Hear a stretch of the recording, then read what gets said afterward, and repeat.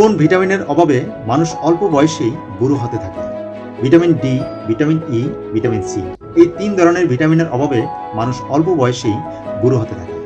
তাই অল্প বয়সে বুড়ো হতে না চাইলে এই ৩ ধরনের ভিটামিন জাতীয় খাবার কন্টিনিউ করতে থাকবে।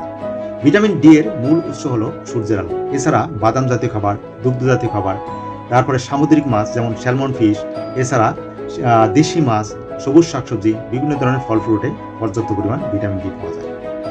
ভিটামিন ই জাতীয় খাবার, বিশেষ করে বাদাম জাতীয় খাবার, যে কোনো চীনা বাদাম, কাজু বাদাম, পেস্তা বাদাম, যে কোনো বাদামে পর্যাপ্ত পরিমাণ ভিটামিন ই পাওয়া যায়। এছাড়া সবুজ শাকসবজি এবং সূর্যমুখীর বীজে ভিটামিন ই পাওয়া যায়।